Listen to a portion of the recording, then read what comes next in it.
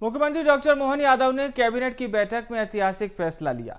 इस फैसले से सरकारी कर्मचारियों के प्रमोशन का रास्ता खुल गया है, जहां अब 9 साल बाद कर्मचारियों अधिकारियों के प्रमोशन हो सकेंगे और इस प्रमोशन पॉलिसी में आरक्षण का भी ख्याल रखा गया है। देखिए इसी पर आधारित ये एक खास रिपोर्ट।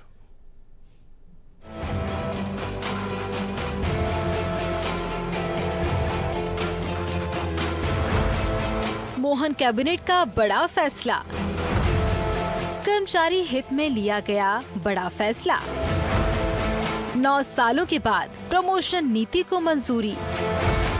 प्रमोशन में आरक्षण पर रखा जाएगा ध्यान।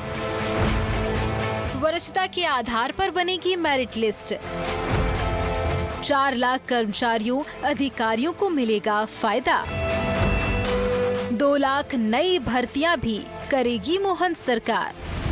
मुख्यमंत्री डॉक्टर मोहन यादव की अध्यक्षता में कैबिनेट की बैठक हुई और इस बैठक में जहां कर्मचारियों के लिए बड़ा फैसला लिया गया, 9 साल से इंतजार कर रहे अधिकारियों कर्मचारियों को अब प्रमोशन मिल सकेगा। मंत्री कैलाश विजयवर्गीय ने कैबिनेट के फैसलों की जानकारी देते हुए कहा कि प्रमोशन में आरक्षण का ध्यान रखा जाएगा।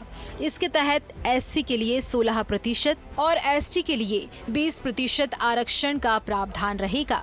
वरिष्ठता के तहत मेरिट के आधार पर पदोन्नति की जाएगी।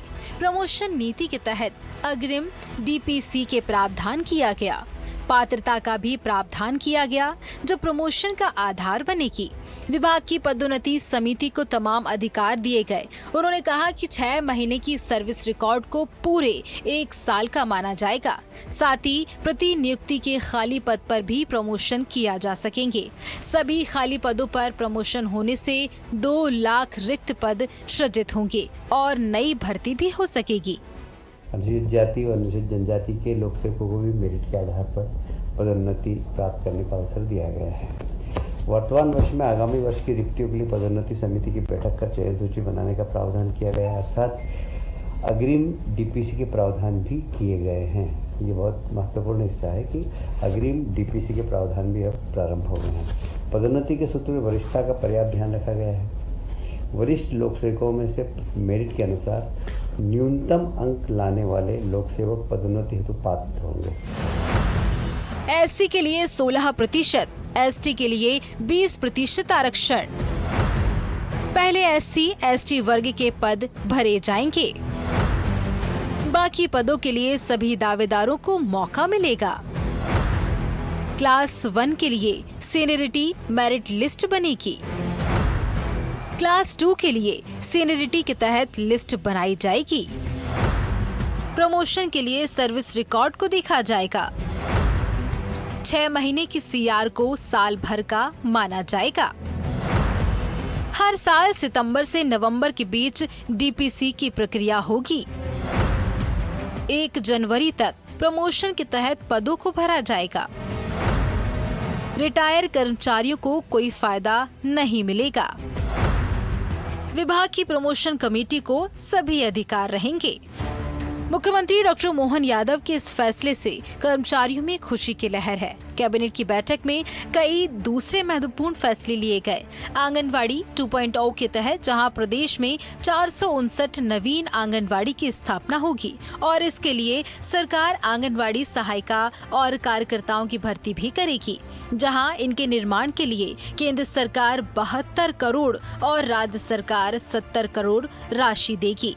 इसके अलावा बिजली कंपनियों को इंफ्रास्ट्रक्चर के लिए 5163 करोड़ राशि स्वीकृत की गई।